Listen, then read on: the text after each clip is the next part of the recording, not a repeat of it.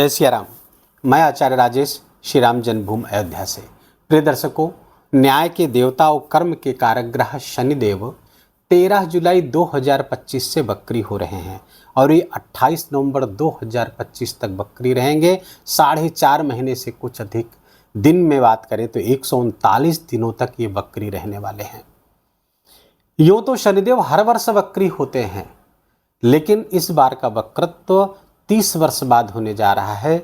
Mean राशि पे शनि का गोचर ही बहुत व्यापक परिवर्तन की ओर संकेत करता है और उस पर भी मीन राशि में जब वक्री हो जाए तो परिवर्तनों की बाढ़ आ जाती है। इसीलिए थंबनेल में कहा कि तबाही और शांति एक साथ आपको देखने को मिलेगी। इसके कारण यह है कि देवगुरु बृहस्पति भी अतिचारी अवस्था में है, जो 2025 से 32 तक अतिचारी रहेंगे। बहुत व्यापक परिवर्तन के मूड में देवगुरु बृहस्पति भी हैं। मंगल के साथ शनि का योग बन रहा है, जो कभी षडाष्टक योग वर्तमान में 28 जुलाई तक रहेगा। उसके बाद समसप्तक योग बनेगा। शनि के साथ मंगल की दृष्टि या युति विस्फोटक योग या ज्वालामुखी योग की सृष्टि करती है। कुल मिलाकर के शनिदेव का ये गोचर काफ़ी मामलों में मुश्किलों भरा होने वाला है। कन्या राशि के जातकों के लिए कैसा होगा, क्योंकि तो शनि तो अलग अलग राशियों के लिए अलग अलग तरीके से प्रभावित करेंगे। तो कन्या राशि के जातकों को इसका क्या परिणाम प्राप्त होगा, आइए जानते और समझते हैं। उसके पहले हम जानेंगे शनि के वक्री होने का मतलब क्या होता है। किसी भी ग्रह के 5 प्रकार की स्थितियाँ होती हैं: मार्गी, वक्री, अतिचारी, अनाचारी और स्तंभी। शनिदेव वर्तमान में अतिचारी अवस्था में है और वक्री हो गए, तो 5 में से 2 स्थितियाँ एक्टिवेट हो गई। ज्योतिष ग्रंथों की माने तो जब कोई वक्री ग्रह अतिचारी होते हुए वक्री होता है तो बाकी मार्गी, अनाचारी और स्तंभी ये गतियाँ भी इसमें समाहित हो जाती हैं, अर्थात इन गतियों का भी परिणाम प्राप्त होने लगता है। शनिदेव के बल की बात करें तो ज्योतिष ग्रंथों में 6 प्रकार के बल की बात की गई है, जिसे कहते हैं खड़बल, षडबल। अब उस षडबल में चेष्टा बल सर्वाधिक महत्वपूर्ण होता है। सर्वाधिक बल वहीं पर प्राप्त होता है किसी भी ग्रह को जब वो वक्री होते हैं। जब कोई ग्रह वक्री होता है तो वो सूर्य से सर्वाधिक दूरी पर होता है और पृथ्वी से सर्वाधिक नज़दीक होता है। तो जब पृथ्वी के सर्वाधिक नज़दीक शनिदेव आ जाएंगे तो शनि ग्रह के चुंबकीय शक्ति के प्रभाव के स्वरूप के फलस्वरूप पृथ्वी का जनजीवन बहुत ही गहरी मात्रा में प्रभावित होने वाला है। अब शनि के इस वक्रत्व का कन्या राशि के जातकों की बात करें तो आपकी राशि के लिए शनिदेव शुभ होते हैं, क्योंकि ये त्रिकोण के स्वामी हो जाते हैं। 5वें भाव के स्वामी हैं, त्रिकोण भाव है, लक्ष्मी स्थान है। यहाँ के स्वामी होकर के 7वें स्थान पर गोचर करेंगे। 6ठे के भी स्वामी हैं, तो शनिदेव काफ़ी मात्रा में आपके लिए शुभ परिणाम लेकर के आए हैं। राशि के भी मित्र हैं, राशि स्वामी के साथ शनि की मित्रता है। अब शनि यहाँ पर बैठ कर के 7वें स्थान पर जब वक्री होंगे तो आपके 6ठे भाव के भी अपने प्रभाव में ले लेंगे, 6ठे भाव का भी परिणाम देने लगेंगे। 6ठे भाव का परिणाम देंगे तो क्या होगा? रोग ऋण शत्रुओं पर विजय प्राप्त होगी, कोर्ट कचहरी मुकदमों पर आपकी विजय प्राप्त होगी, ऋण खत्म होगा, लोन खत्म होंगे, कोई रोग चला रहा उसमें काफ़ी राहत महसूस करेंगे आप।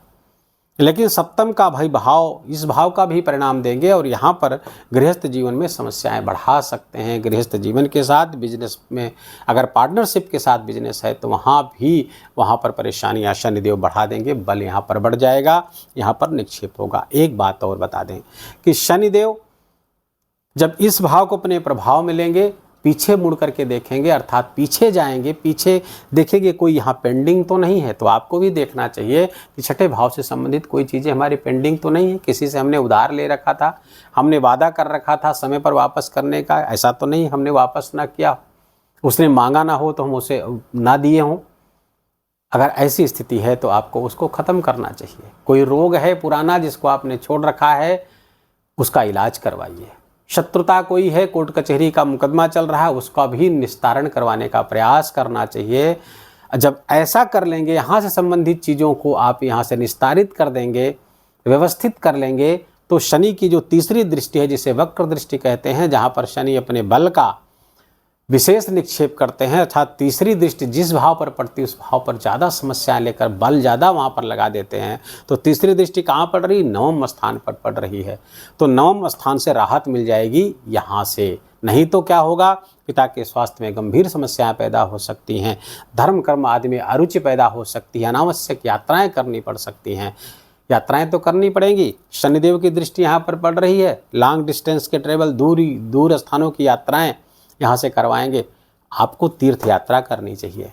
तीर्थ यात्रा करने से शनि का जो दुष्प्रभाव है काफ़ी मात्रा में कम हो जाएगा। मंदिर जाइए, स्पिरिचुअलिटी से जुड़िए, गुरु के आश्रम में जाइए। गुरु यदि आपने कर रखा है, यदि आपके पास गुरु नहीं तो भगवान शिव जो सबके गुरु हैं उनके शिवालय जाइए, भगवान का अभिषेक करिए। सावन का महीना चल रहा है, खूब ज़्यादा अभिषेक करिए, उनके मंत्रों का जप करिए, ओम नमः शिवाय का जप। इससे शनि के वक्रत्व का आपका दुष्प्रभाव काफ़ी मात्रा में कम हो जाएगा। शनि की जो 7वीं दृष्टि आपके राशि पर पड़ रही है और 28 जुलाई से मंगल यहीं गोचर करेंगे, समसप्तक दृष्टि बनेगी और ये विस्फोटक योग का सृजन करेगी। शनि शुभ होते हुए भी इस मंगल के साथ जब दृष्टि टकराएगी, आमने सामने होंगे। शत्रुत्व व्यवहार मंगल और शनि का है, समस्याएं स्वास्थ्य में आ सकती हैं, आपकी डिग्निटी को, आपकी आइडेंटिटी को गंभीर खतरा पैदा करवा सकते हैं शनिदेव यहाँ पर। और मंगल की दृष्टि दोनों मिलकर के यहाँ पर समस्या पैदा करवा। 28 जुलाई तक द्वादश स्थान पर यहाँ पर तो मंगल की 8वीं दृष्टि यहाँ फिर भी पड़ रही है। षडाष्टक योग बना हुआ है, खर्चे बहुत बढ़ जाएंगे, हॉस्पिटल पे खर्चे पड़ने पड़ सकते हैं, रोग पे खर्चे करने पड़ सकते हैं, यात्राएं बड़ी हो सकती हैं। आपकी परिवर्तनकारी समय चल रहा है कन्या राशि के जातकों के लिए। यद्यपि शनि शुभ है, बहुत सारे लाभ भी आपको देने की स्थिति में है। आपका नॉलेज अपग्रेड होता हुआ दिख रहा है। प्रतियोगी परीक्षाओं में विजय प्राप्त कराते हुए, मुकदमों में विजय प्राप्त कराते हुए शनिदेव यहाँ पर आपको दिख रहे हैं। किसी भी प्रकार की प्रतिस्पर्धा है कहीं भी, चाहे बिजनेस का कंपटीशन हो, चाहे शिक्षा का कंपटीशन हो, हर कंपटीशन में आप विजय प्राप्त करते हुए दिख रहे हैं। शनिदेव यहाँ पर विशेष लाभ देने की स्थिति इन भावों से है। शनि की जो 10वीं दृष्टि है आपके चतुर्थ स्थान पर पड़ रही है। न केवल शनि की दृष्टि यहाँ पर पड़ रही है, बल्कि जब 28 जुलाई से लेकर 6 सितंबर तक मंगल यहाँ पर गोचर करेंगे तो मंगल की 4थी दृष्टि भी यहाँ पर पड़ रही है। तो मंगल की भी दृष्टि यहाँ आ रही है, शनि की भी दृष्टि आ रही है, अर्थात आपका चतुर्थ भाव विशेष रूप से नकारात्मक रूप से एक्टिवेट हो रहा है। जमीन जायदाद के मामले यहाँ पर उलझ सकते हैं, समस्याएं पैदा हो सकती हैं, भूमि भवन वाहन संबंधी विवाद पैदा हो सकते हैं, माँ के स्वास्थ्य में गंभीर खतरे हो सकते हैं, रक्त संबंधी विकार, ब्रेन हेमरेज की समस्या, पक्षाघात की समस्या माँ को हो सकती है, सोसाइटी में कुछ कॉन्फ्लिक्ट पैदा हो सकते हैं, विरोध पैदा हो सकते हैं। यहाँ पर आपको ध्यान रखना हो। लेकिन एक अच्छी बात यह है कि केंद्र में बैठ करके देवगुरु बृहस्पति की दृष्टि, केंद्र का गुरु तो ऐसे ही बली होता है, किम कुर्वन्त ग्रहे सर्वा यदि केंद्रस्थ बृहस्पति। तो इस भाव से देखेंगे तो शनि देवगुरु बृहस्पति की दृष्टि अपने ही घर पर पड़ेगी, धनु राशि पर, अपनी ही मूल त्रिकोण राशि पे, तो काफ़ी राहत भी यहाँ पर देते हुए दिख रहे हैं। यदि कुंडली में आपके देवगुरु बृहस्पति अच्छा हुआ, आपका खान पान रहन सहन भी गुरु तत्व को आपके बॉडी में एक्टिवेट कर रहा है तो उससे बहुत लाभ मिलेगा। लेकिन यदि इसके विपरीत आपका खान पान है, क्योंकि गुरु सात्विक ग्रह है, आप असात्विक हैं, आप तामसिक हैं, खान पान में आपके बहुत सारी असुचिकर चीज़ें हैं, अपवित्र चीज़ें हैं, तो ये फिर परेशानी शनि आपको देवगुरु बृहस्पति की दृष्टि बचा नहीं पाएगी, समस्याएं बहुत ज़्यादा जटिल कर सकती है, परेशानियां बढ़ सकती। उपाय आपको अवश्य करने चाहिए। तो पहले तो अपनी सात्विकता को वृद्धि करें, खान पान अपना दुरुस्त रखें, पवित्र रखें। दूसरी बात आपको क्या करना चाहिए, अब शनि को देखेंगे कि किन नक्षत्रों पर गोचर कर रहे हैं, वहीं से उपाय निकल कर आएगा। शनिदेव वर्तमान में 3 अक्टूबर तक उत्तरा भाद्रपद नक्षत्र पर गोचर करेंगे। उत्तरा भाद्रपद नक्षत्र किसका नक्षत्र है? उत्तरा भाद्रपद नक्षत्र शनि का स्वयं का नक्षत्र है। इसके अधिष्ठाता देवता कौन है? आहिर बुधन्य है। आहिर बुधन्य जो देवता हैं वो भगवान विष्णु के शेष साई व्यवस्था करते हैं, अर्थात शेष नाग पर जो शयन करते हुए व्यवस्था की जिम्मेदारी किसकी है?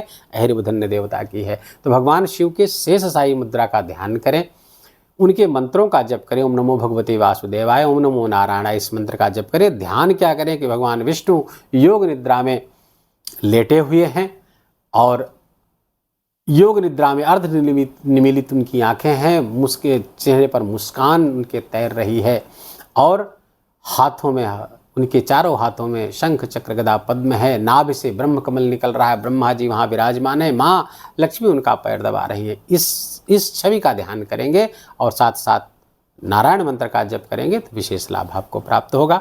3 अक्टूबर के बाद जब ये पूर्वा भाद्रपद नक्षत्र पर चले जाएंगे, पूर्वा भाद्रपद नक्षत्र क्रूर नक्षत्र है, क्रूर नक्षत्र है और इसमें युद्ध की सामग्री, युद्धोन्माद की स्थिति, युद्ध के हथियारों का खरीद फरोख्त, दुर्घटनाएं, तमाम समस्याएं पैदा करने वाली होती हैं और शनिदेव जब उसमें वक्री होकर के पहुंचेंगे तो समस्याएं बढ़ सकती हैं 3 अक्टूबर के बाद में अधिक।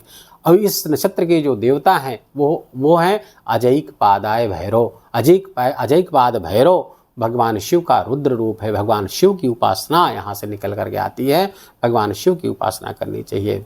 भगवान शिव के महामृत्युंजय मंत्र का जप करिए, अभिषेक करिए, अभी से प्रारंभ करिए। सावन का महीना चल रहा है, भगवान शिव के आशीर्वाद का विशेष महीना चल रहा है, इसमें विशेष प्रयास आपको करने चाहिए। हनुमान चालीसा का खूब पाठ करिए, मंदिर खूब जाइए, देवस्थानों से जुड़िए, गुरु स्थानों से जुड़िए, आश्रम में जाइए, इस सबसे विशेष लाभ आपको प्राप्त होगा। तीर्थ यात्राएं खूब करिए, कहीं भी जा रहे हैं, बिजनेस ट्रिप पे भी हैं तो भी आप पता करिए उस शहर में कोई धार्मिक स्थान प्रसिद्ध है तो वहाँ पर जरूर जाइए। यही उपाय आपको करने हैं। वीडियो को यहीं विराम देंगे। वीडियो अच्छा लगा हो, आपके काम का लगा हो, मेरा बोलना आपका सुनना दोनों सार्थक, बहुत ही कृपा करके इस वीडियो को लाइक करिएगा, अपनों के साथ शेयर करके उनको भी इसका लाभ दीजिए। कमेंट में जाकर के जय सिया राम लिखना बिल्कुल भी मत भूलिएगा। मेरा हाथ जोड़ करके आपसे प्रार्थना निवेदन, कोई प्रश्न है तो उसको भी आप पूछ सकते हैं, देर से बेर हम उसका उत्तर अवश्य देंगे। चैनल पर नए हैं तो इसको सब्सक्राइब कर लीजिए, बेल आइकन की घंटी दबा लीजिए ताकि नए वीडियो की सूचना आप तक सहजता से पहुंचती रहे। अपना बहुत बहुत ख्याल रखिए। जय जय सिया राम।